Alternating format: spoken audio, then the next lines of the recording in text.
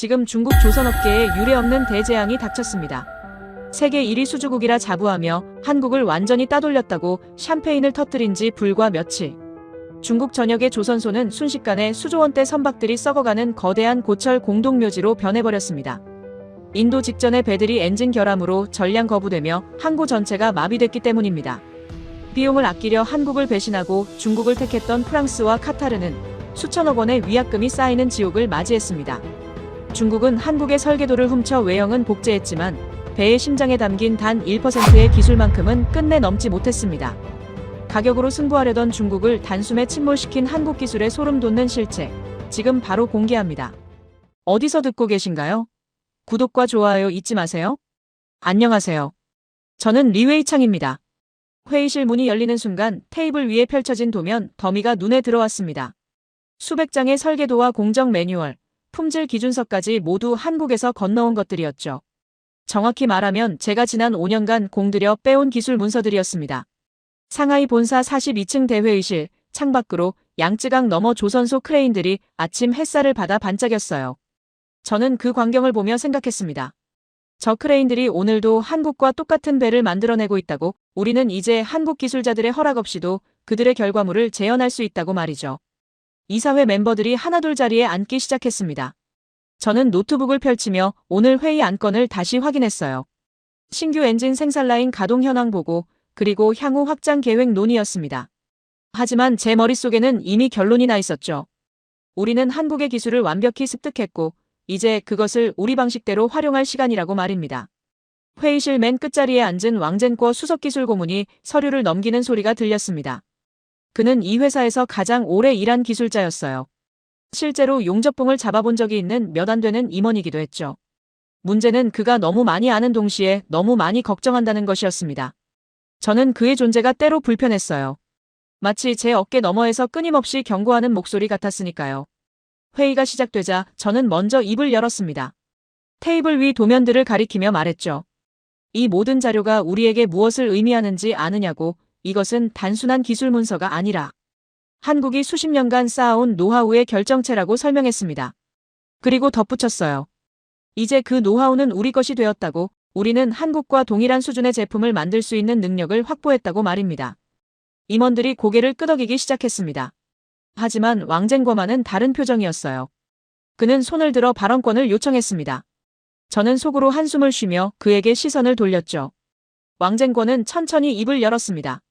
설계도를 갖고 있는 것과 그것을 제대로 구현하는 것은 별개라고, 특히 선박용 엔진처럼 극한 환경에서 장기간 작동해야 하는 시스템은 단순 복제로는 완성될 수 없다고 말했어요. 저는 그의 말을 듣고 있었지만 동의하지 않았습니다. 왕젠궈는 계속해서 자신의 우려를 늘어놓았죠. 엔진 검증에는 최소 5년 이상의 실제 운항 데이터가 필요하다고, 우리가 만든 엔진들은 아직 그 시간을 채우지 못했다고 경고했습니다. 그는 한국 엔진들이 왜 신뢰받는지 아느냐고 물었어요. 그건 수십 년간 바다에서 증명된 결과 때문이라고, 도면만으로는 그 신뢰를 복제할 수 없다고 강조했습니다. 회의실에 잠시 침묵이 흘렀습니다. 저는 왕젠궈를 바라보며 반박할 준비를 했어요. 그의 주장은 전형적인 9세대 기술자의 사고방식이었습니다. 그들은 기술을 마치 신비로운 장인 정신의 영역으로 여기고 있었죠. 하지만 현대산업에서 기술이란 그런 게 아니었어요.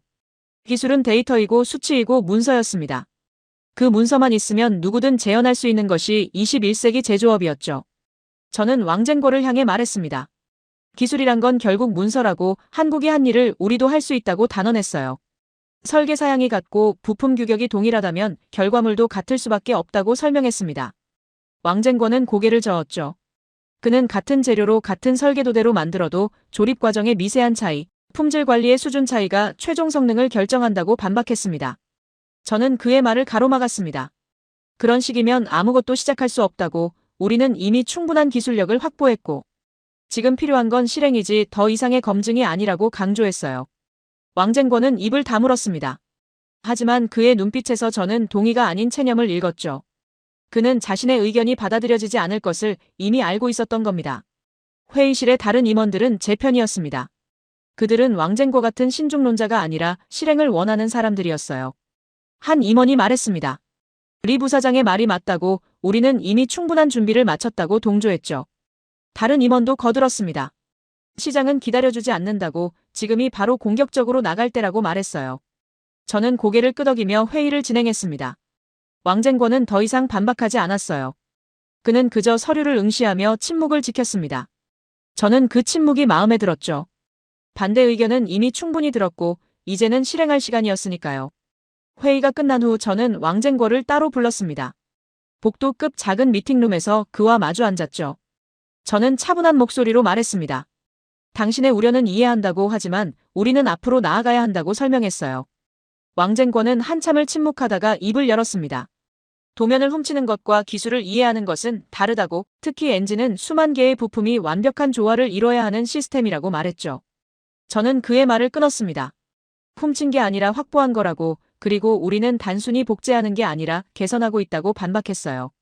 한국 조선소들의 과잉 품질 관리를 줄이고 불필요한 공정을 생략하면 원가를 30% 이상 낮출 수 있다고 설명했습니다. 그것이 바로 진정한 경쟁력이라고 강조했죠.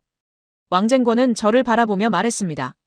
과잉 품질이라고 생각하는 그 부분들이 실은 장기 신뢰성을 보장하는 핵심이라고, 30년을 운항해야 하는 선박에서 초기 원가 절감은 나중에 더 큰 비용으로 돌아올 수 있다고 경고했어요. 그는 예를 들었습니다. 볼트 하나의 토크값 차이가 5년 후 치명적 고장으로 이어질 수 있다고, 같은 재료 같은 설계라도 조립 과정의 정밀도가 전혀 다른 결과를 만든다고 말했습니다. 저는 픽 웃었습니다. 너무 극단적인 가정이라고, 우리는 이미 수십 척의 선박을 건조했고 문제없이 운항 중이라고 반박했어요. 왕쟁권은 고개를 저었습니다. 그 선박들은 아직 5년도 안 됐다고, 진짜 테스트는 10년, 20년 후에 온다고 말했죠. 하지만 저는 그의 말에 설득되지 않았습니다. 10년, 20년을 기다릴 수는 없었어요. 시장은 지금 움직이고 있었고 우리는 그 흐름을 탈 수 있는 준비가 되어 있었으니까요. 왕쟁권은 마지막으로 한마디를 남겼습니다. 기술을 가르칠 수는 있어도 경험을 가르칠 수는 없다고, 한국이 수십 년간 바다에서 쌓은 그 경험은 문서로 전달될 수 없는 것이라고 말했어요. 저는 그 말을 듣고 속으로 비웃었습니다. 경험이요? 우리에게는 한국이 수십 년간 축적한 모든 기술 데이터가 문서화되어 있었어요. 시험 결과, 고장 사례, 개선 이력까지 모두 우리 손에 있었습니다. 왕쟁권가 미팅룸을 나간 후 저는 창밖을 바라봤습니다.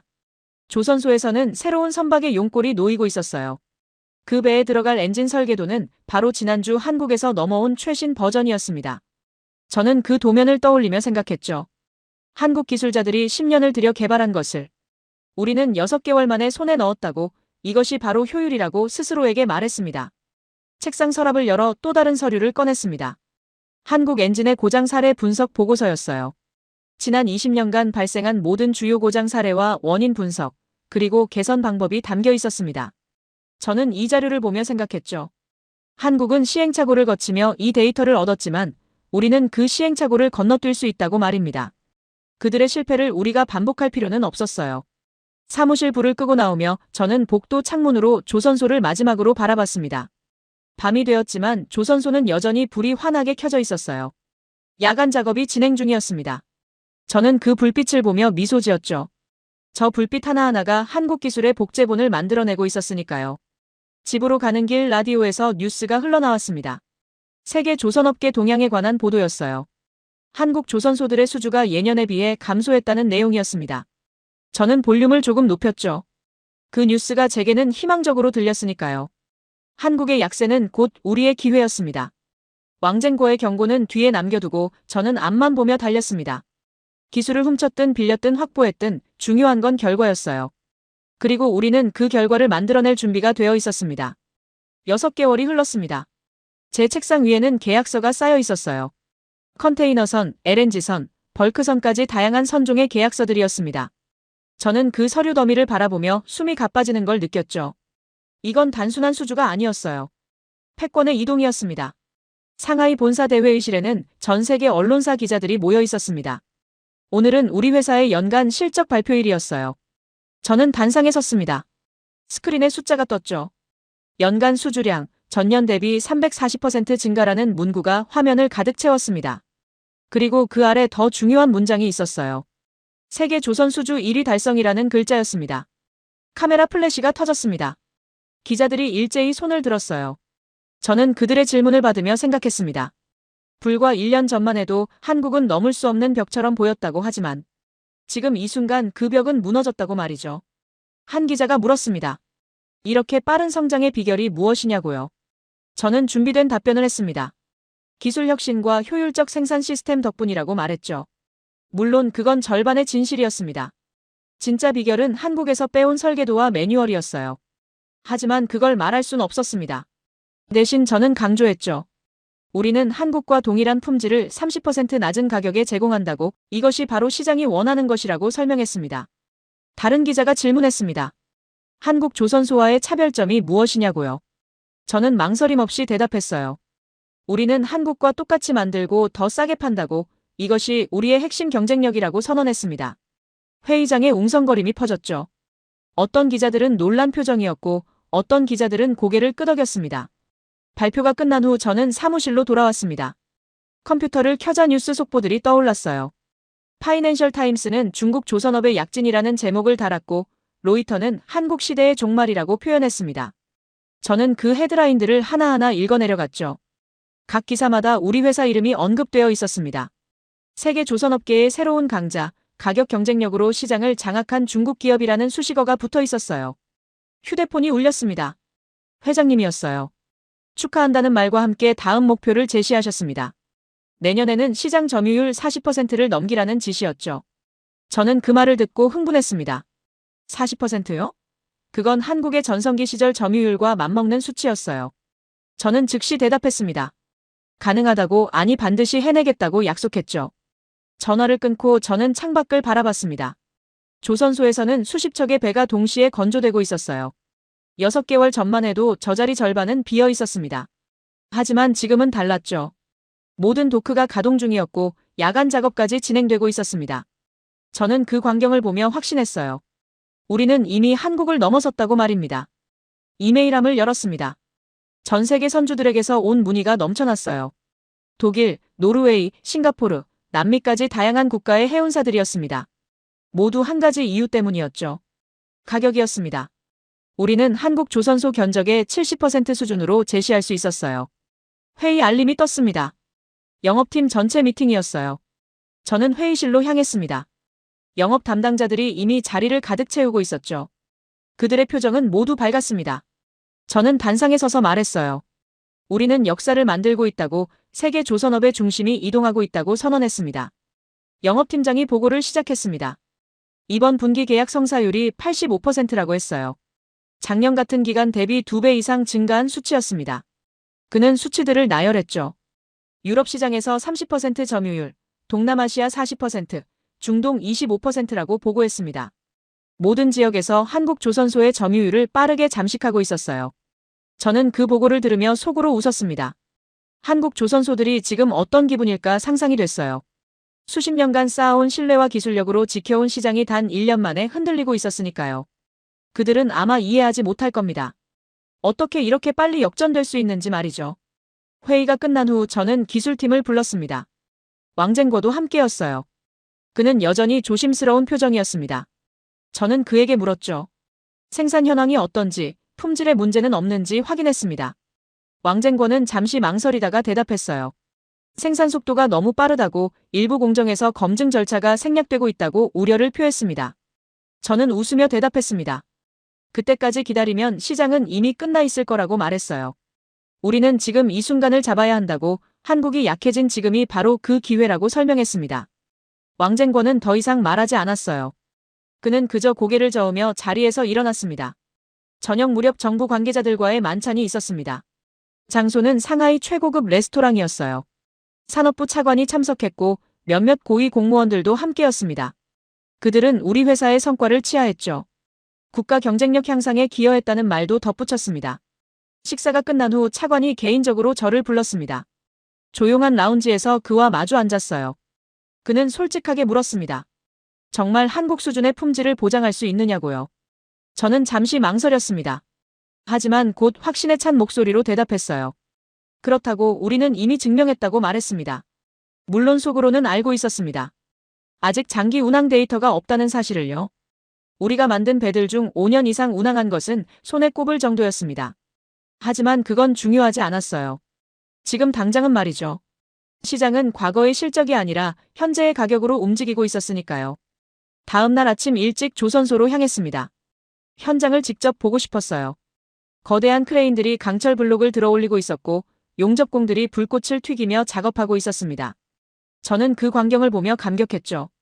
이 모든 것이 한국의 기술로 가능해진 일이었지만 이제는 우리 것이 되었다는 사실에 말입니다. 오후에 투자자 설명회가 있었습니다. 증권가 애널리스트들이 모여 있었어요. 저는 그들에게 우리의 성장 전략을 설명했습니다.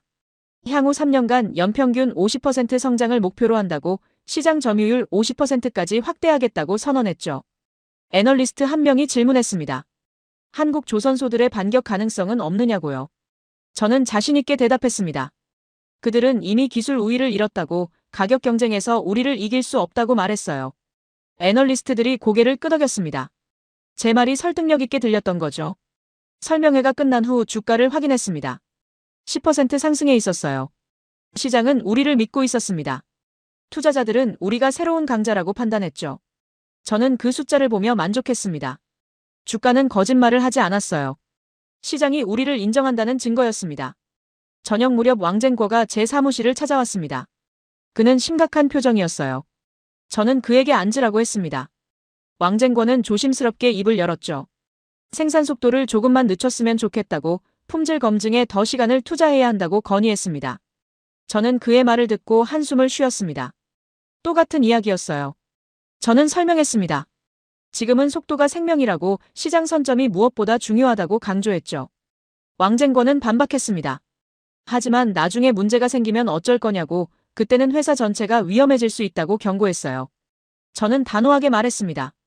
그런 일은 일어나지 않을 거라고 우리는 충분한 기술력을 갖췄다고 선언했습니다. 왕쟁궈는 더 이상 말하지 않았어요. 그는 그저 고개를 저으며 나갔습니다. 저는 그의 뒷모습을 보며 생각했죠. 그는 변화를 받아들이지 못하는 사람이라고 새로운 시대는 새로운 방식을 요구한다고 말입니다. 밤늦게까지 일했습니다. 컴퓨터를 끄며 저는 생각했습니다. 세계는 변했다고 기술의 시대는 끝나고 효율의 시대가 왔다고 말이죠. 그리고 우리는 바로 그 효율의 대가였습니다. 며칠 후 비서가 알렸습니다. 그리스 선주 니콜라스 안젤리코시스가 상하이에 온다고 했어요. 저는 즉시 준비에 들어갔습니다. 안젤리코시스는 세계 최대 선주 가문의 수장이었죠. 그와의 계약은 단순한 수주가 아니었어요. 상징이었습니다. 한국의 아성이 무너지고 있다는 증거 말이죠. 공항 VIP 라운지에서 그를 맞았습니다. 안젤리코시스는 60대 중반으로 보였어요. 회색 정장의 차분한 인상이었습니다. 저는 최대한 예의를 갖춰 악수를 건넸죠. 그의 악수는 단단했지만 표정은 무덤덤했습니다. 저는 그 순간 느꼈어요. 이 사람은 쉽게 설득되지 않을 거라고 말이죠. 리무진 안에서 저는 말을 걸었습니다. 조선소 규모에 대해, 최신 설비에 대해 자랑했어요. 안젤리코시스는 고개만 끄덕일 뿐 별다른 반응이 없었습니다. 그는 창밖만 바라보고 있었죠. 저는 조금 불안해지기 시작했습니다. 본사 대회의실에 도착했습니다. 저는 최선을 다해 준비한 프레젠테이션을 시작했어요. 우리의 기술력, 생산 능력, 그리고 무엇보다 가격 경쟁력을 강조했습니다. 슬라이드마다 숫자들을 보여줬죠. 한국 조선소 대비 30% 저렴한 가격, 동일한 사양, 빠른 인도 일정이었습니다. 안젤리코시스는 제안서를 천천히 넘겨봤습니다. 저는 기대에 찬 눈으로 그를 바라봤어요. 그가 입을 열기를 기다렸습니다. 마침내 그가 말했죠. 가격은 매력적이라고 하지만 가격이 전부는 아니라고 말했습니다. 저는 즉시 대답했습니다. 품질도 한국과 동일하다고, 아니 어떤 면에서는 더 우수하다고 주장했어요. 안젤리코시스는 저를 바라보며 물었습니다. 엔진은 어디서 만드느냐고요? 저는 자랑스럽게 대답했죠. 자체 생산한다고 한국 기술을 기반으로 개발한 엔진이라고 설명했습니다. 그가 다시 물었습니다. 장기 운항 데이터는 있느냐고, 10년 이상 바다에서 검증된 엔진이냐고 확인했어요. 저는 잠시 머뭇거렸습니다. 10년은 없었어요. 저는 최대한 자신 있게 대답했습니다. 아직 10년은 안 됐지만 5년간의 데이터가 있다고, 모든 테스트를 통과했다고 강조했죠. 안젤리코시스는 아무 말 없이 고개만 끄덕였습니다. 저는 그의 반응을 읽을 수 없었어요. 점심 식사를 함께 하자고 제안했습니다. 최고급 중식당을 예약해뒀다고 말했죠. 안젤리코시스는 동의했습니다. 식사 자리에서 저는 계속해서 가격 우위를 강조했습니다. 5억 달러 절감이 얼마나 큰 금액인지, 그 돈으로 무엇을 할 수 있는지 설명했어요. 안젤리코시스는 조용히 음식만 먹고 있었습니다. 저는 답답했죠. 왜 반응이 없는 걸까? 5억 달러면 충분히 설득력 있지 않나 싶었습니다. 식사가 끝나갈 무렵 안젤리코시스가 입을 열었습니다. 솔직하게 말하겠다고 가격은 매력적이지만 자신들이 원하는 건 가격이 아니라고 말했어요. 저는 놀랐습니다. 가격이 아니라고요? 그럼 뭐란 말입니까? 제가 물었죠. 안젤리코시스는 천천히 설명했습니다. 배는 단순한 운송수단이 아니라고 자신들에게는 30년을 함께할 자산이라고 말했어요. 그 30년 동안 엔진이 한 번이라도 심각하게 고장나면 수억 달러의 손실이 발생한다고 설명했습니다. 저는 반박했습니다. 우리 엔진도 한국 엔진과 똑같은 설계라고 문제가 생길 이유가 없다고 주장했어요. 안젤리코시스는 고개를 저었습니다. 설계가 같다고 해서 결과가 같은 건 아니라고, 특히 바다는 모든 결함을 드러낸다고 말했죠. 저는 화가 났습니다. 그럼 한국 엔진은 무엇이 다르냐고, 도면이 같고 부품이 같은데 왜 그렇게 집착하느냐고 따졌어요. 안젤리코시스는 차분하게 대답했습니다. 한국 엔진은 수십 년간 바다에서 검증됐다고, 그 데이터는 단순히 도면으로 복제할 수 없는 것이라고 설명했습니다. 저는 비웃었습니다. 그건 과거의 이야기라고, 이제 시대가 변했다고 말했어요. 기술은 더 이상 특정 국가의 전유물이 아니라고, 중국도 충분히 만들 수 있다고 선언했습니다. 안젤리코시스는 아무 반응도 하지 않았어요. 그저 저를 바라볼 뿐이었습니다. 오후에 조선소 현장 투어를 했습니다. 저는 자랑스럽게 설명했어요. 연간 50척 이상의 대형 선박을 건조할 수 있다고, 이것이 바로 중국의 힘이라고 말했습니다. 안젤리코시스는 한 LNG선 앞에서 멈췄습니다. 엔진룸을 보고 싶다고 했어요. 엔진룸으로 안내했습니다. 거대한 엔진이 설치되어 있었죠. 안젤리코시스는 엔진을 자세히 살펴봤습니다. 그리고 기술자에게 물었어요. 이 엔진으로 운항 중인 배는 몇 척이나 되느냐고요. 기술자가 대답했습니다. 현재 12척이라고 했죠. 안젤리코시스가 다시 물었습니다. 가장 오래 운항한 배는 몇 년 됐느냐고요. 기술자는 망설이다가 대답했습니다. 3년 반이라고 말했어요. 저는 그 순간 불안했습니다. 안젤리코시스의 표정이 미묘하게 변한 걸 느꼈으니까요. 회의실로 돌아왔습니다. 저는 최종 제안을 했어요.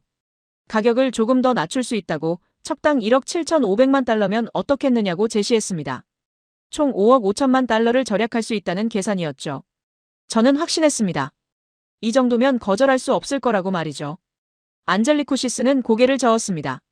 그리고 말했어요. 제안에 감사하지만 계약할 수 없다고 선언했습니다. 저는 믿을 수 없었어요. 제가 물었습니다.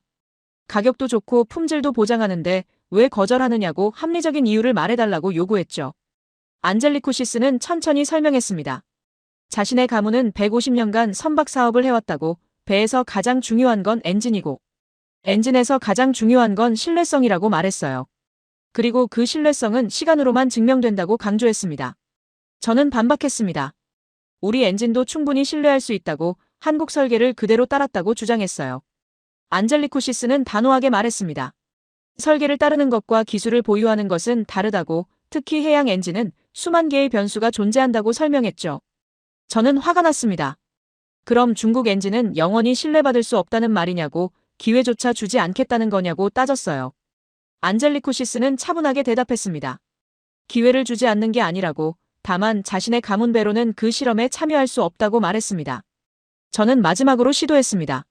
가격을 더 낮출 수 있다고, 척당 1억 7천만 달러까지 내릴 수 있다고 제안했어요. 안젤리코시스는 손을 저었습니다. 가격의 문제가 아니라고, 공짜로 준다 해도 받을 수 없다고 단언했죠. 제 얼굴이 화끈거렸습니다. 공짜로 줘도 안 받겠다고요? 제가 물었습니다. 그렇다면 무엇을 더 해야 하느냐고, 어떻게 하면 신뢰를 얻을 수 있느냐고 질문했어요. 안젤리코시스는 간단하게 대답했습니다. 시간이라고, 최소 10년 이상 바다에서 검증되어야 한다고 말했죠. 저는 비웃었습니다. 10년을 기다리라는 말이냐고, 그 사이의 시장은 다 우리가 가져갈 거라고 선언했어요. 안젤리코시스는 고개를 끄덕였습니다. 그럴 수도 있다고 하지만 자신들은 기다릴 거라고 대답했습니다. 회의가 끝났습니다. 저는 엘리베이터까지 그를 배웅했어요. 로비에서 안젤리코시스가 마지막으로 말했습니다. 배는 투자가 아니라 자산이라고, 자산의 가치는 초기 비용이 아니라 생애 전체 수익으로 결정된다고 설명했어요. 그리고 덧붙였습니다. 자신의 가문에 중국산 엔진으로 움직이는 배는 단 한 척도 허락할 수 없다고, 그건 배가 아니라 시한폭탄이라고 선언했죠. 저는 그 말을 듣고 얼어붙었습니다. 시한폭탄이라고요? 안젤리코시스는 악수를 청했습니다. 저는 힘없이 그의 손을 잡았어요. 그가 말했습니다. 10년 후에 다시 만나자고, 그때 엔진이 바다에서 검증됐다면 기꺼이 계약하겠다고 약속했습니다. 하지만 지금은 불가능하다고 단언했죠. 그가 떠난 후 저는 회의실로 돌아왔습니다. 창밖을 바라봤어요. 조선소의 크레인들이 여전히 움직이고 있었습니다. 하지만 그 광경이 갑자기 공허하게 느껴졌죠. 세계 최대 선주가 우리를 거절했습니다. 5억 5천만 달러를 포기하면서까지 말이에요. 저는 이해할 수 없었습니다. 가격도 좋고 설계도 같은데 왜 거절하는 걸까요? 시한폭탄이라니, 그건 너무 과한 표현 아닌가요? 우리 엔진은 한국 설계를 그대로 따랐어요.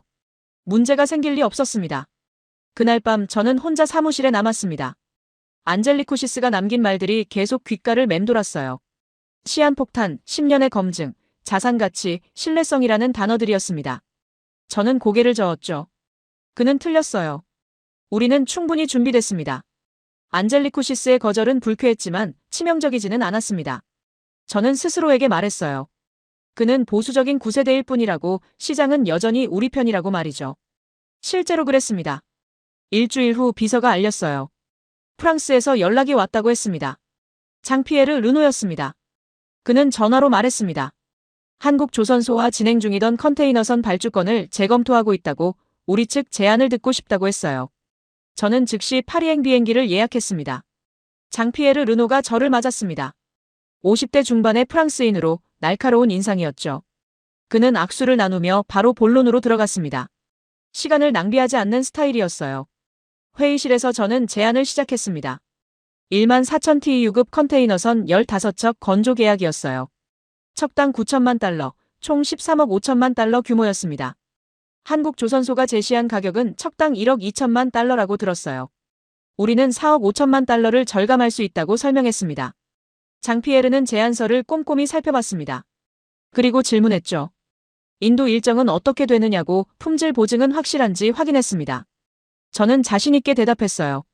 인도는 한국보다 2개월 빠르고 품질은 동일하다고 말했습니다. 장피에르가 미소를 지었습니다. 그는 솔직하게 말했어요. 한국 조선소 가격이 너무 비싸다고, 똑같은 배를 왜 그렇게 비싸게 사야 하는지 이해할 수 없다고 불평했습니다.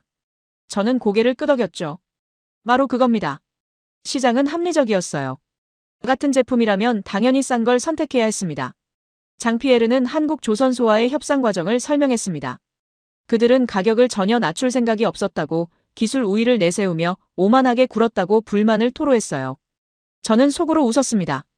한국의 오만함이 우리에게 기회를 주고 있었으니까요. 계약 조건을 논의했습니다. 장피에르는 까다로웠어요. 납기 지연 페널티, 품질 보증 조건, 사후 관리까지 세세하게 따졌습니다. 저는 하나하나 응했죠.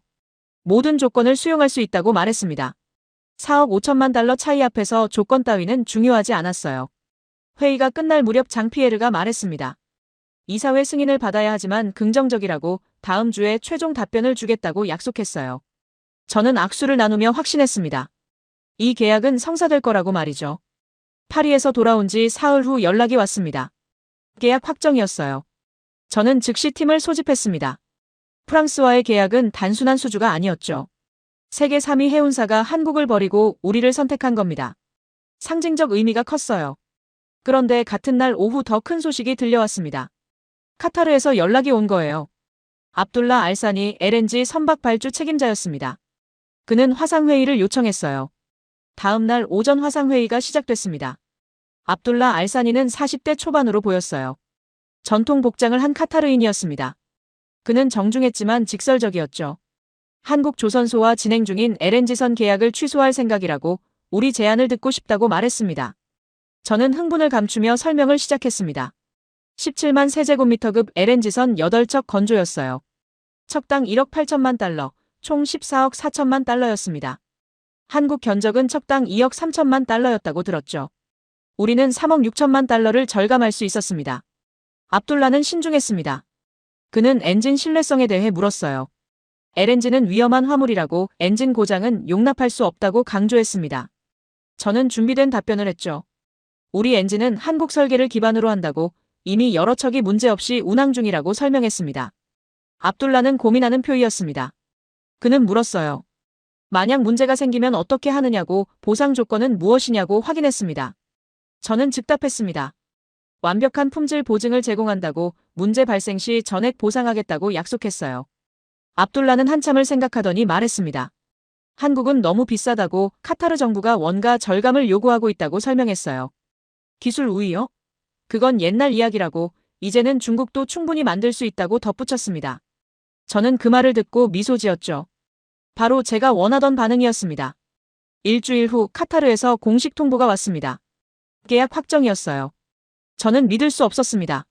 하루에 2개의 대형 계약, 그것도 한국에서 빼온 물량이었죠. 프랑스 15척, 카타르 8척, 총 23척이었습니다. 축하 연회를 열었습니다. 상하이 최고급 호텔 연회장이었어요. 회사 임원 전원이 참석했고 정부 관계자들도 왔습니다. 샴페인이 터졌죠. 저는 건배사를 했습니다. 우리가 역사를 만들고 있다고, 세계 조선업의 판도가 바뀌고 있다고 선언했어요. 장피에르 르노도 파리에서 화상으로 참여했습니다. 그는 축하한다고 말했죠. 그리고 덧붙였습니다. 한국 조선소들이 너무 오만했다고, 가격 협상을 거부하며 기술 우위만 내세웠다고 비난했어요. 하지만 이제 시대가 변했다고, 중국이 새로운 강자라고 인정했습니다.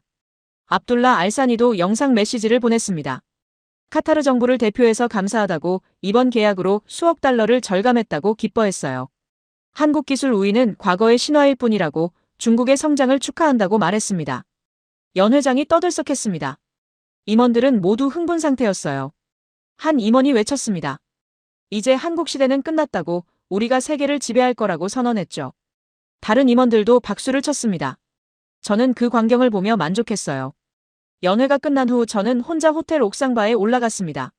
상하이 야경이 발 아래 펼쳐져 있었어요. 저는 와인잔을 들고 그 광경을 바라봤습니다. 세계가 우리 발밑에 있는 것 같았죠. 휴대폰을 꺼내 뉴스를 확인했습니다. 이미 기사가 나와 있었어요. 중국 조선소, 프랑스 카타르 대형 계약 연속 수주라는 제목이었습니다. 기사는 한국 조선업계의 위기를 다뤘죠. 주요 고객들이 중국으로 이탈하고 있다고, 가격 경쟁력에서 밀리고 있다고 분석했습니다. 댓글을 읽어봤습니다. 대부분 우리를 칭찬하는 내용이었어요. 중국의 기술력을 인정한다는 글, 한국의 오만함이 자초한 일이라는 의견이었습니다. 저는 만족스러웠죠. 여론도 우리 편이었습니다. 한국 언론도 확인했습니다. 그들은 위기감을 드러내고 있었어요. 주요 고객 이탈, 수주 감소, 구조 조정 불가피 같은 제목들이었습니다. 저는 그 기사들을 보며 생각했죠.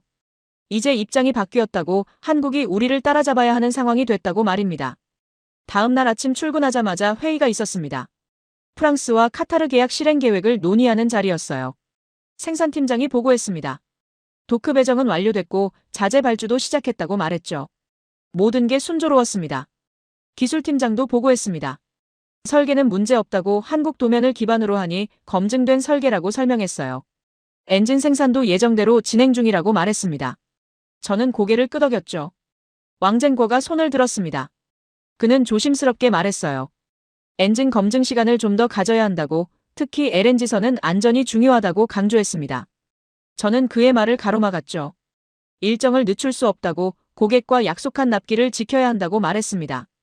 다른 임원들도 제 편이었습니다. 한 임원이 말했어요. 왕 고문은 너무 신중하다고, 우리는 이미 충분히 준비됐다고 주장했죠. 왕쟁궈는 더 이상 말하지 않았습니다. 그는 그저 한숨만 쉬었어요. 저는 생각했습니다. 그리스는 우리를 거절했지만 시장은 달랐어요. 합리적인 고객들은 가격을 선택했습니다. 장피에르와 압둘라 같은 사람들 말이죠. 그들이 바로 미래였습니다. 비서가 들어왔습니다. 다른 유럽 해운사에서도 문의가 왔다고 알렸어요. 독일, 이탈리아, 스페인에서였습니다. 모두 한국 견적이 너무 비싸다며 우리 가격을 듣고 싶어 했죠. 저는 미소 지었습니다. 도미노가 시작된 겁니다. 안젤리쿠시스가 남긴 말이 떠올랐습니다. 시한폭탄이라고 했죠. 저는 고개를 저었습니다. 그는 틀렸어요. 우리 배는 완벽하게 만들어질 겁니다. 한국 설계를 따랐으니까요. 프랑스와 카타르가 증명할 겁니다. 중국 조선소도 충분히 신뢰할 수 있다고 말이죠. 잠자리에 들며 저는 확신했습니다. 우리는 올바른 길을 가고 있다고, 한국의 시대는 끝났다고, 이제는 우리 시대라고 말이죠. 프랑스와 카타르가 그 시작이었습니다. 더 많은 고객들이 따라올 겁니다. 가격 앞에서 기술 우위 따위는 아무 의미가 없었으니까요. 2년이 흘렀습니다. 프랑스와 카타르 계약으로 건조한 배들이 속속 인도되고 있었어요. 저는 매번 진수식에 참석하며 뿌듯함을 느꼈습니다. 프랑스 컨테이너선들은 이미 7척이 운항 중이었고 카타르 LNG선도 3척이 바다로 나갔죠. 모든 게 순조로웠습니다. 그날 아침도 평범했습니다. 사무실에 출근해서 이메일을 확인하고 있었어요. 일상적인 업무 보고들이었습니다. 하지만 오전 10시쯤 비서가 급하게 들어왔습니다. 표정이 심상치 않았어요. 긴급 보고가 있다고 기술팀이 즉시 만나자고 한다고 전했습니다. 회의실로 갔습니다. 왕쟁거가 이미 와 있었어요. 그의 얼굴은 창백했습니다. 저는 불안해지기 시작했죠. 무슨 일이냐고 물었습니다. 왕쟁거는 태블릿을 건넸어요. 해운업계 긴급 속보였습니다. 글래드스토노라는 이름이 보였습니다.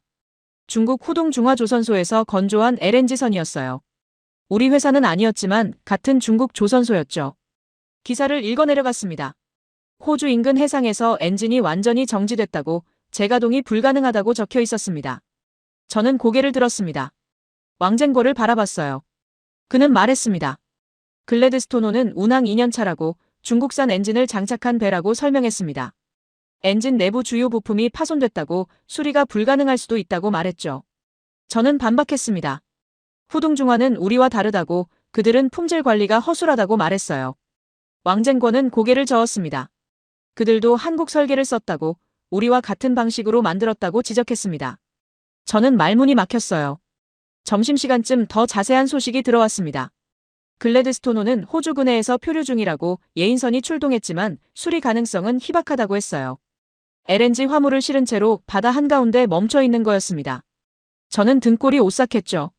오후에 긴급 임원회의가 소집됐습니다. 모두들 글래드스토노 소식을 알고 있었어요. 한 임원이 물었습니다. 우리 엔진은 괜찮은 거냐고 같은 일이 일어날 수 있느냐고 확인했습니다. 저는 자신있게 대답했어요. 우리는 품질 관리가 더 철저하다고 같은 일은 일어나지 않을 거라고 말했습니다. 하지만 왕쟁거가 반박했습니다. 글래드스토노도 모든 테스트를 통과했다고 출고 당시 문제가 없었다고 말했어요.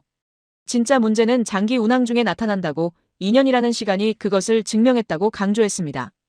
회의실이 조용해졌어요. 그날 밤 집에 돌아와 뉴스를 확인했습니다. 글래드스토노 사고가 주요 뉴스였어요. 해운 전문가들이 나와서 분석했습니다. 중국산 엔진의 신뢰성 문제를 지적했죠. 한 전문가는 말했습니다. 중국의 LNG선을 맡기는 건 도박이라고 검증되지 않은 기술로 위험한 화물을 다루면 안 된다고 경고했어요. 저는 TV를 껐습니다. 과장된 보도라고 생각하려 했어요. 일주일 후 더 나쁜 소식이 왔습니다. 글래드스토노가 폐선 처리될 거라고 했어요. 수리 비용이 신조 가격의 60%에 달한다고 차라리 3배를 만드는 게 낫다는 결론이었습니다. 2년 된 배가 폐선이라니 저는 믿을 수 없었어요. 그리고 한 달 후였습니다. 프랑스에서 연락이 왔어요. 장피에르 르노였습니다. 그의 목소리는 차갑게 식어 있었죠. 우리가 건조한 컨테이너선 중 한 척에서 엔진 문제가 발생했다고 알렸습니다. 저는 심장이 멎는 것 같았습니다. 무슨 문제냐고 물었어요. 장피에르는 설명했습니다. 대서양 운항 중 엔진 출력이 갑자기 떨어졌다고 긴급 점검 결과 주요 부품에서 균열이 발견됐다고 말했습니다. 당장 큰 문제는 아니지만 불안하다고 전수 점검을 요구한다고 통보했죠. 저는 왕쟁거를 불렀습니다. 그에게 물었죠. 이게 무슨 일이냐고 분명 모든 테스트를 통과했다고 따졌습니다. 왕쟁거는 차분하게 말했어요. 테스트는 짧은 기간 안정성만 확인한다고 장기 운항의 누적 피로는 시간만이 증명한다고 설명했습니다. 저는 화가 났습니다. 그럼 처음부터 왜 경고하지 않았느냐고 소리쳤어요. 왕쟁거는 조용히 대답했습니다. 경고했다고 수없이 말했다고 하지만 아무도 듣지 않았다고 말했죠. 저는 할 말이 없었습니다. 프랑스 선박 수리를 진행했습니다. 비용이 만만치 않았어요. 하지만 더 큰 문제는 신뢰였습니다. 장피에르는 냉랭하게 말했어요. 다른 배들도 점검하겠다고 같은 문제가 발견되면 계약 위반으로 간주하겠다고 경고했습니다. 그리고 2달 후 카타르에서 연락이 왔습니다. 압둘라 알산이었어요. 그의 목소리는 분노로 가득했습니다. 우리가 건조한 LNG선에서 심각한 엔진 이상이 발견됐다고 즉각 조치를 취하라고 요구했죠. 저는 급히 카타르로 날아갔습니다. 도하 항구에서 해당 선박을 확인했어요. 기술팀이 엔진을 분해했습니다. 결과는 충격적이었죠. 주요 부품 여러 곳에서 미세균열이 발견됐습니다. 글래드스토노와 유사한 패턴이었어요. 압둘라를 만났습니다. 그는 분노했어요. 신뢰할 수 있다고 했지 않느냐고, 한국과 같은 품질이라고 보장하지 않았느냐고 따졌습니다. 저는 사과했죠. 즉시 수리하겠다고, 비용은 전액 우리가 부담하겠다고 약속했습니다. 하지만 압둘라는 냉정했습니다. 수리로는 부족하다고, 근본적인 신뢰 문제라고 말했어요. 카타르 정부가 중국산 엔진 선박 발주를 재검토하고 있다고, 추가 계약은 취소될 것 같다고 통보했습니다. 저는 그 말을 듣고 무너지는 기분이었어요. 하지만 안젤리쿠시스의 말이 떠올랐습니다. 시한폭탄이라고 했죠. 3년 반으로는 증명할 수 없다고 경고했습니다. 저는 그때 그 말을 비웃었어요. 하지만 지금 그 말이 현실이 되고 있었습니다. 사무실로 돌아와 보고서들을 검토했습니다. 우리가 건조한 선박 중 운항 2년 이상 된 배들의 엔진 상태 보고서였어요. 읽어내려가면서 저는 식은땀이 났습니다. 대부분의 배에서 크고 작은 문제가 보고되고 있었죠. 왕쟁궈가 사무실로 들어왔습니다. 저는 그를 바라봤어요. 그는 아무 말 없이 앉았습니다. 저는 물었습니다. 이걸 예상했느냐고, 이런 일이 일어날 줄 알았느냐고 확인했어요. 왕쟁궈는 고개를 끄덕였습니다. 알았다고 경고했다고 하지만 아무도 듣지 않았다고 말했죠. 저는 책상에 머리를 묻었습니다. 왜 이렇게 됐을까요? 우리는 한국 설계를 그대로 따랐어요. 같은 재료, 같은 사양이었습니다. 하지만 결과는 달랐죠. 왕쟁궈가 말했습니다. 설계를 따르는 것과 기술을 이해하는 것은 다르다고, 바다는 모든 결함을 드러낸다고 설명했어요.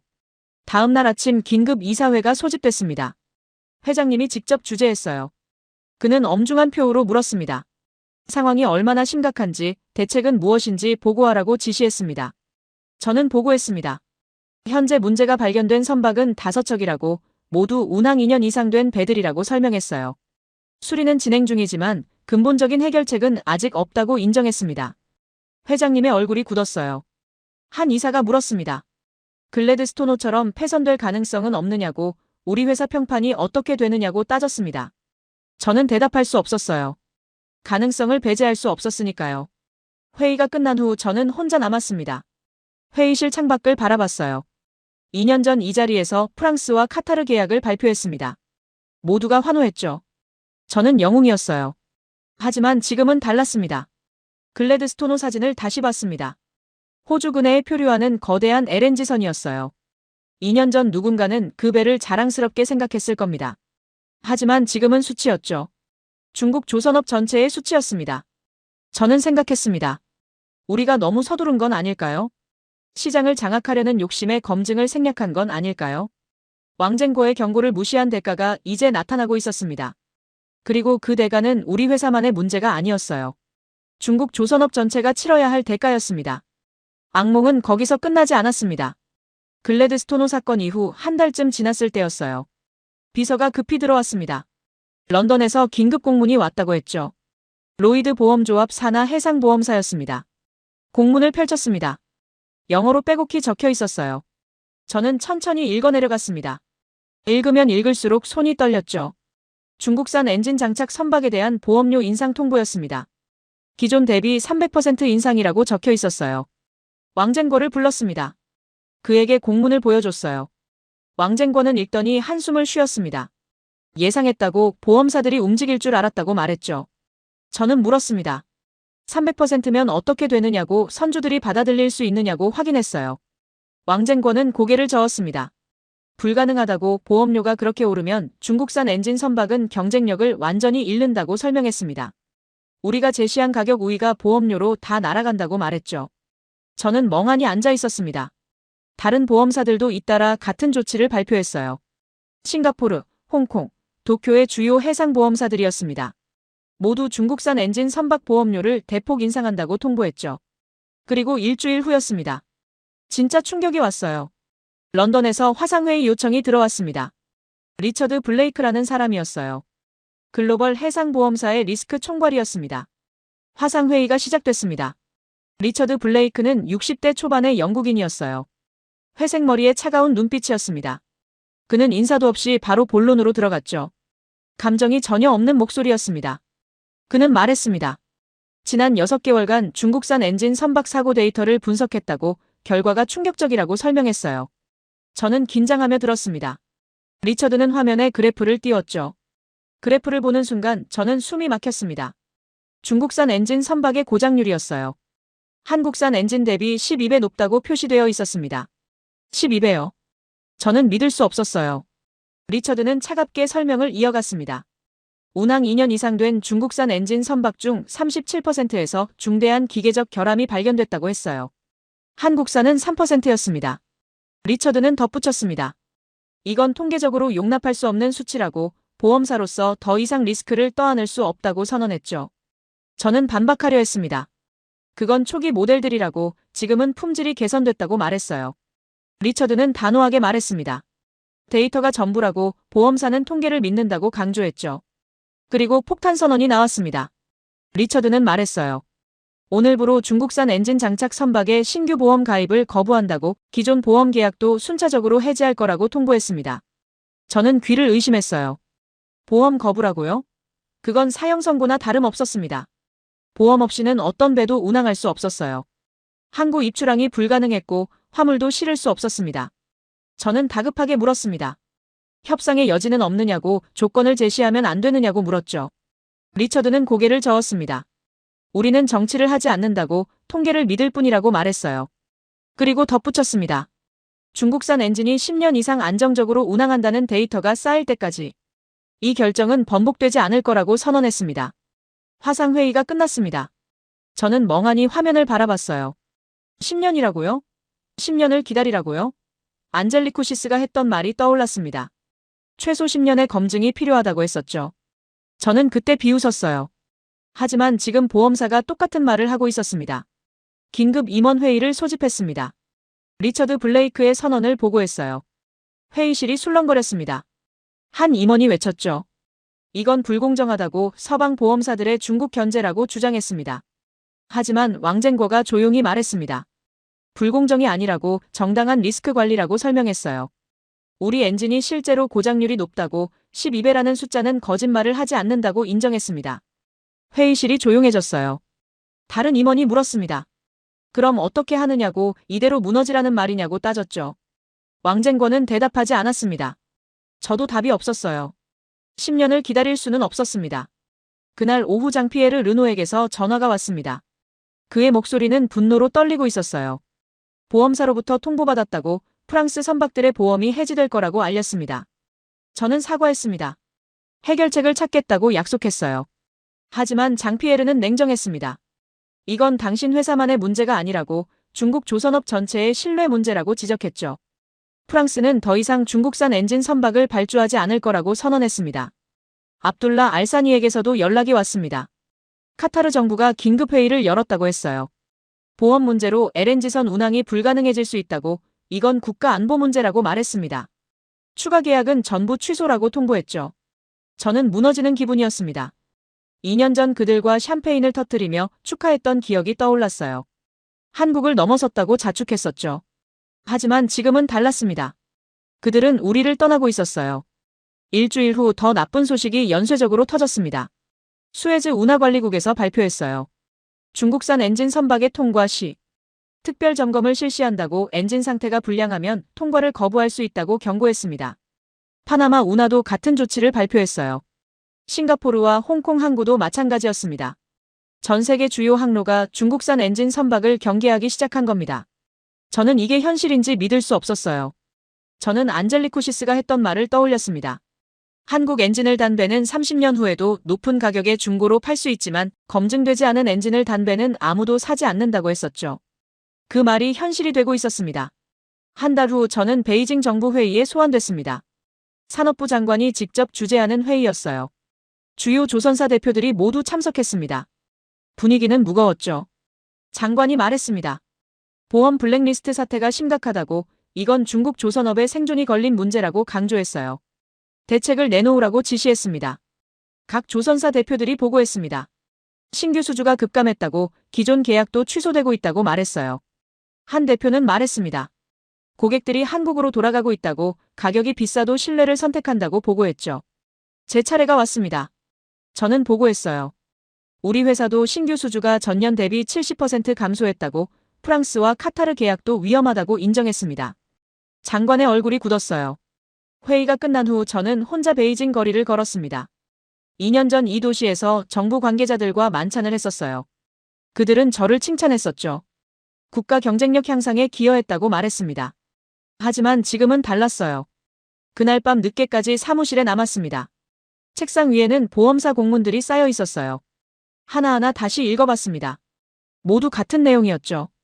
중국산 엔진 선박 보험 거부, 고장률 12배, 10년의 검증 필요. 휴대폰을 꺼내 뉴스를 확인했습니다. 보험 블랙리스트 사태가 톱뉴스였어요. 전문가들이 나와서 분석했습니다. 한 전문가는 말했죠. 중국 조선업의 급성장이 부메랑이 되어 돌아왔다고, 검증 없이 시장을 확대한 대가라고 지적했습니다.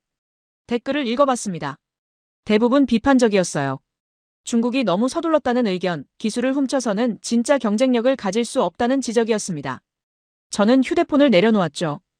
2년 전 우리는 세계 1위였습니다. 가격으로 시장을 장악했고 한국을 넘어섰다고 자축했어요. 장피에르와 압둘라가 우리를 선택했고 언론이 칭찬했습니다. 저는 영웅이었죠. 하지만 지금은 달랐습니다. 보험사들이 우리를 블랙리스트에 올렸어요. 선주들이 떠나고 있었고 정부는 대책을 요구했습니다. 2년 만에 모든 게 무너지고 있었죠. 리처드 블레이크의 목소리가 귓가에 맴돌았습니다. 우리는 정치를 하지 않는다. 통계를 믿을 뿐이다. 오늘부로 중국산 엔진 장착. 선박의 모든 보험 효력을 정지한다. 그 차갑고 감정 없는 목소리였어요. 저는 깨달았습니다. 보험사의 결정은 번복되지 않을 거라고, 10년의 검증 없이는 다시 신뢰를 얻을 수 없다고 말이죠. 안젤리쿠시스가 옳았어요. 왕젠거도 옳았습니다. 하지만 저는 듣지 않았죠. 가격으로 이긴 시장은 신뢰로 잃었습니다. 한국 기술을 훔쳐 쓴 대가는 생각보다 컸어요. 도면은 복제할 수 있었지만 시간은 건너뛸 수 없었습니다. 바다는 모든 거짓을 드러냈고 보험사는 그것을 숫자로 증명했죠. 저는 사무실 불을 껐습니다. 어두워진 조선소를 마지막으로 바라봤어요. 저기 있는 배들이 모두 시한폭탄처럼 느껴졌습니다. 언제 어디서 멈출지 모르는, 아무도 보험을 들어주지 않는 배들이었죠. 반년이 더 흘렀습니다. 회사는 겉으로는 유지되고 있었지만 속은 텅 빈 것 같았어요. 신규 수주는 거의 없었고 조선소 가동률은 50%까지 떨어졌습니다. 정리해고가 시작됐죠. 저는 그 과정을 지켜보며 무력감을 느꼈습니다. 그런 와중에 초대장이 왔습니다. 싱가포르에서 열리는 국제해운 포럼이었어요. 아시아 해운 미래 전략이라는 주제였습니다. 저는 망설였죠. 지금 제가 거기 가서 뭘 할 수 있을까? 하지만 회장님이 지시했습니다. 가서 분위기라도 파악하라고 말했어요. 싱가포르 마리나베이 컨벤션 센터는 웅장했습니다. 전 세계 해운업계 인사들이 모여 있었어요.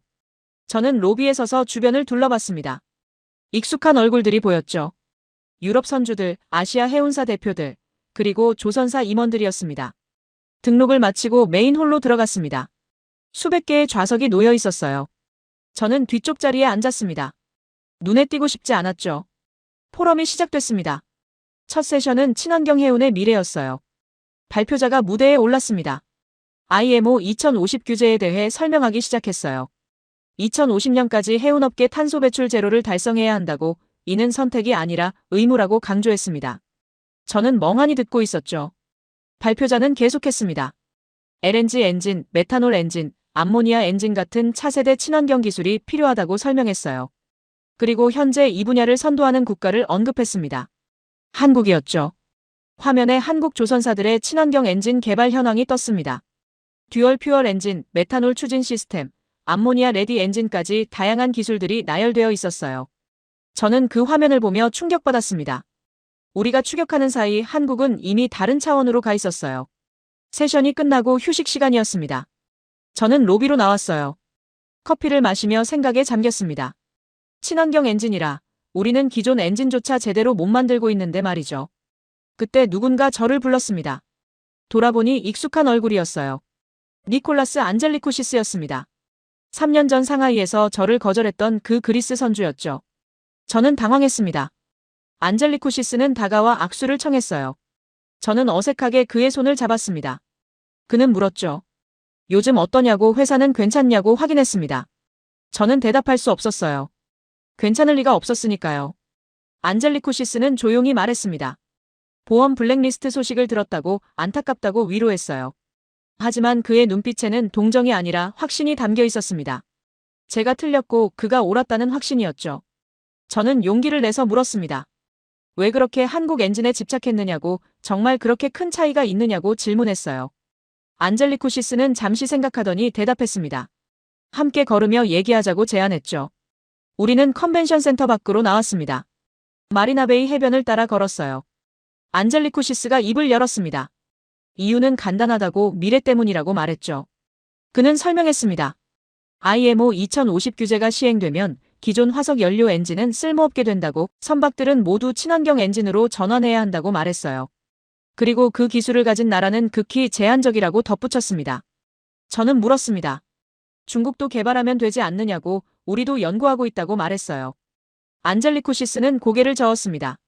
친환경 엔진은 기존 엔진보다 훨씬 복잡하다고, 기존 엔진도 제대로 못 만드는데 차세대 엔진을 어떻게 만들겠느냐고 반문했죠. 그의 말이 가슴에 박혔습니다. 저는 할 말이 없었어요. 안젤리쿠시스는 계속했습니다. 한국은 이미 10년 전부터 친환경 엔진을 연구했다고, 수천억 원을 투자했다고 설명했어요. LNG 듀얼 퓨얼 엔진은 이미 상용화 단계이고 메탄올과 암모니아 엔진도 실증 단계에 있다고 말했습니다. 저는 놀랐습니다. 10년이요? 우리가 한국 기술을 훔쳐 복제하는 동안 한국은 이미 다음 세대를 준비하고 있었던 거예요. 안젤리쿠시스는 덧붙였습니다. 그래서 자신은 한국 엔진만 선택한다고, 미래를 보장받을 수 있기 때문이라고 강조했죠. 저는 물었습니다. 그럼 친환경 시대가 오면 어떻게 되느냐고, 선택지가 있느냐고 확인했어요. 안젤리쿠시스는 단호하게 대답했습니다. 친환경 시대엔 선택지가 없다고, 한국은 이미 정상에 있다고 선언했죠. 그는 구체적인 예를 들었습니다. 자신의 회사가 최근 발주한 LNG 운반선은 모두 암모니아 레디 엔진을 장착한다고 했어요. 지금은 LNG를 쓰지만 5년 후 암모니아로 전환할 수 있는 엔진이라고 설명했습니다. 그리고 그 기술을 가진 곳은 한국밖에 없다고 말했죠. 저는 충격받았습니다. 우리는 아직 기본 엔진의 신뢰성도 확보하지 못했는데 한국은 벌써 연료 전환 가능한 엔진을 만들고 있었어요. 안젤리쿠시스의 말이 맞았습니다. 우리는 다른 차원에서 경쟁하고 있었죠. 안젤리쿠시스가 멈춰섰습니다. 그는 바다를 바라보며 말했어요. 3년 전 상하이에서 자신을 이해하지 못한 것 같다고, 하지만 이제는 알 거라고 말했습니다. 배는 30년을 운항하는 자산이라고, 그 30년 동안 세상이 바뀐다고 설명했죠. 그는 덧붙였습니다.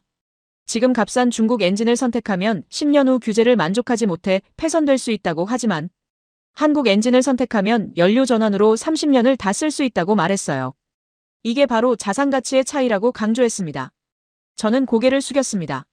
3년 전 제가 얼마나 무지했는지 깨달았어요. 가격만 보고 미래를 보지 못했습니다. 안젤리쿠시스는 저를 바라보며 조용히 말했죠. 아직 늦지 않았다고, 지금부터라도 제대로 해야 한다고 조언했습니다. 저는 물었습니다. 어떻게 하면 되느냐고, 무엇부터 시작해야 하느냐고 질문했어요. 안젤리쿠시스는 간단하게 대답했습니다. 훔치지 말고 개발하라고, 빠르게 가려 하지 말고 제대로 가라고 말했죠. 그는 설명했습니다. 한국이 왜 신뢰받는지 아느냐고 물었어요. 그들은 수십 년간 한 걸음 한 걸음 쌓아 올렸다고, 실패하고 배우고 개선하는 과정을 거쳤다고 말했습니다. 도면을 훔쳐서는 그 과정을 건너뛸 수 없다고 강조했죠. 저는 그의 말을 듣고 있었습니다. 안젤리쿠시스는 마지막으로 말했어요. 중국도 할 수 있다고, 기술력은 충분하다고 인정했습니다. 하지만 조급함을 버려야 한다고, 10년, 20년을 투자할 각오가 필요하다고 조언했죠. 우리는 다시 컨벤션 센터로 돌아왔습니다. 다음 세션이 시작되려 하고 있었어요. 안젤리쿠시스는 악수를 청했습니다. 저는 그의 손을 잡으며 말했죠. 조언 감사하다고, 명심하겠다고 약속했습니다. 세션장으로 들어갔습니다. 이번 주제는 아시아 조선업의 미래였어요. 발표자는 한국 조선사 대표였습니다. 그는 차세대 친환경 선박 기술에 대해 발표했죠. 화면에 다양한 프로젝트들이 소개됐습니다. 암모니아 추진 선박, 수소 연료전지 선박, 완전 전기 추진 시스템까지 미래 기술들이 펼쳐졌어요. 발표자는 자신있게 말했습니다.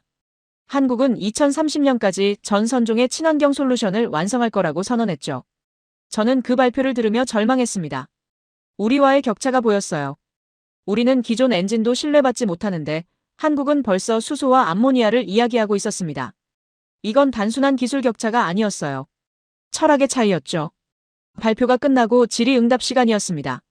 한 참석자가 물었어요. 중국 조선업과의 경쟁을 어떻게 보느냐고 질문했습니다.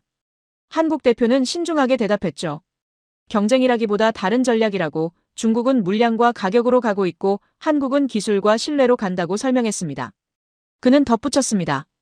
친환경 시대에는 기술이 전부라고 물량으로는 IMO 규제를 통과할 수 없다고 말했어요. 결국 기술력 있는 조선소만 살아남을 거라고 전망했습니다. 청중들이 고개를 끄덕였죠. 저는 좌석에 앉아 생각했습니다. 3년 전 우리는 세계 1위였어요. 수주량으로는 한국을 앞섰습니다. 하지만 그게 무슨 의미였을까요? 우리가 쌓은 건 모래성이었어요. 파도가 치자 무너졌습니다. 저는 생각했습니다. 지금 시작하면 10년 후에는 어떻게 될까요? 한국은 그때쯤 또 다른 차원으로 가 있을 거예요. 우리는 영원히 추격자일까요? 아니면 언젠가 따라잡을 수 있을까요? 하지만 저는 희망을 버리지 않기로 했습니다. 안젤리코시스가 말했어요. 중국도 할 수 있다고 조급함만 버리면 된다고 했습니다. 10년이 걸리든 20년이 걸리든 이번에는 제대로 가기로 결심했습니다. 상하이로 돌아온 저는 회사 전략 변경을 제안했습니다. 이사회에서 발표했어요. 단기 수익 중심에서 장기 기술 개발로 전환해야 한다고, 친환경 엔진 연구에 투자해야 한다고 주장했습니다. 하지만 반응은 냉담했죠. 한 이사가 물었습니다. 지금 당장 수주도 없는데 연구 투자를 하자는 거냐고, 회사가 망하길 바라느냐고 따졌어요. 다른 이사들도 고개를 저었습니다. 현실을 모른다는 표정이었죠. 저는 할 말이 없었습니다. 회의가 끝난 후 회장님이 저를 불렀습니다. 개인 집무실에서 마주 앉았어요. 회장님은 조용히 말했습니다. 당신의 뜻은 이해한다고, 하지만 지금은 생존이 우선이라고 설명했죠. 장기 투자는 살아남은 다음의 문제라고 말했습니다. 저는 반박했습니다. 지금 방식으로는 살아남을 수 없다고, 보험 블랙리스트가 증명했다고 말했어요. 회장님은 한숨을 쉬었습니다. 그리고 물었죠. 10년을 기다릴 수 있느냐고, 그 사이 회사가 버틸 수 있겠느냐고 확인했습니다. 저는 대답할 수 없었습니다. 솔직히 자신이 없었어요. 회장님은 말했습니다. 현실적인 대안을 찾으라고, 당장 실행 가능한 계획을 세우라고 지시했죠. 저는 고개를 숙이고 나왔습니다. 사무실로 돌아와 창밖을 바라봤습니다. 조선소가 보였어요. 예전과 너무 달랐습니다. 가동 중인 도크는 절반도 안 됐고 크레인들은 대부분 멈춰 있었습니다. 작업자들도 크게 줄었죠. 저는 그 광경을 보며 가슴이 아팠습니다. 왕젠거가 들어왔습니다. 그는 제 표정을 보고 물었어요. 이사회가 거부했느냐고 확인했습니다. 저는 고개를 끄덕였죠. 왕젠거는 예상했다는 듯 말했습니다. 변화는 위기가 더 깊어져야 온다고, 아직 충분히 아프지 않은 거라고 설명했어요. 저는 물었습니다. 얼마나 더 아파야 하느냐고, 회사가 망해야 깨닫느냐고 절규했습니다. 왕젠거는 조용히 대답했죠. 어쩌면 그럴 수도 있다고, 때로는 완전히 무너져야 다시 시작할 수 있다고 말했습니다. 그날 밤 저는 혼자 조선소를 찾았습니다. 야간 경비만 있을 뿐 조용했어요. 거대한 도크들이 텅 비어 있었습니다. 몇 년 전만 해도 24시간 불이 켜져 있던 곳이었죠. 저는 그 어둠 속을 걸었습니다. 한 도크 앞에 멈춰 섰습니다. 프랑스로 갈 예정이었던 컨테이너선이 반쯤 만들어진 채 방치되어 있었어요. 계약이 취소됐기 때문이었습니다. 녹슨 철골이 달빛을 받아 을씨년스러웠죠. 저는 그 배를 올려다보며 생각했습니다. 이 배에는 심장이 없구나. 엔진이 장착될 예정이었지만 이제는 영영 완성되지 않을 거라고 말이죠. 심장 없는 배, 그게 바로 우리가 만든 것들이었습니다. 며칠 후 업계 소식을 들었습니다. 한국 조선소들의 수주가 급증하고 있다고 했어요. 보험 블랙리스트 사태 이후 선주들이 대거 한국으로 돌아갔다는 겁니다. 가격이 비싸도 신뢰를 선택한다고 했죠. 구체적인 숫자를 확인했습니다. 한국 3대 조선소의 수주 잔량이 3년치를 넘어섰다고 했어요. 친환경 선박 수주가 특히 많았습니다. LNG 듀얼 퓨얼 컨테이너선, 암모니아 레디 탱커, 메탄올 추진 벌크선까지 미래 선박들이었죠. 반면 중국 조선소들은 달랐습니다. 신규 수주가 거의 없었어요. 일부 조선소는 파산했고 살아남은 곳들도 구조조정 중이었습니다. 저희 회사도 예외가 아니었죠. 직원 30%를 감축해야 했습니다. 몇 주 후 뉴스를 봤습니다. 한국 조선소에서 새로운 LNG선이 출항했다고 보도했어요. 세계 최초 암모니아 레디 LNG선이었습니다. 화면에는 거대한 배가 바다로 나가는 장면이 나왔죠. 리포터가 설명했습니다. 이 배는 현재 LNG를 연료로 쓰지만 5년 후 암모니아로 전환할 수 있다고 했어요. IMO 2050 규제를 완벽히 만족하는 미래형 선박이라고 강조했습니다. 저는 그 화면을 멍하니 바라봤습니다. 저는 생각했습니다. 우리는 가격으로 이길 수 있다고 믿었어요. 한국의 기술을 훔치면 한국을 넘어설 수 있다고 확신했습니다. 2년 만에 세계 1위를 달성했고 프랑스와 카타르가 우리를 선택했죠. 하지만 틀렸습니다. 세계를 움직이는 건 가격이 아니었어요. 심장이었습니다. 배의 심장인 엔진, 그리고 그 엔진을 만드는 기술력과 신뢰였죠. 우리는 겉모습만 복제했을 뿐 진짜 심장은 만들지 못했습니다. 글래드스토노가 호주 해상에서 멈춘 순간, 보험사들이 블랙리스트를 선언한 순간 모든 게 드러났습니다. 우리가 만든 배들은 심장이 없었어요. 움직이는 것 같았지만 실은 시한폭탄이었죠. 저는 깨달았습니다. 기술은 훔칠 수 있지만 그것을 이해하고 발전시키는 능력은 훔칠 수 없다는 걸 말이죠. 한국은 수십 년을 투자했습니다. 실패하고 배우고 개선하는 과정을 거쳤어요. 우리는 그 과정을 건너뛰려 했습니다. 한국이 만든 배들은 오늘도 바다를 건너고 있을 겁니다. 심장이 뛰는 배들, 신뢰받는 배들, 미래로 가는 배들이었습니다. 우리는 그걸 이제야 이해했어요. 너무 늦게, 너무 큰 대가를 치르고 말이죠. 집으로 가는 길, 저는 확신했습니다. 이 이야기는 끝이 아니라 시작이라고, 우리는 다시 일어설 거라고 믿었습니다. 하지만 이번에는 다르게 가야 했어요. 심장을 만드는 법을 배워야 했습니다. 진짜 기술을 말이죠.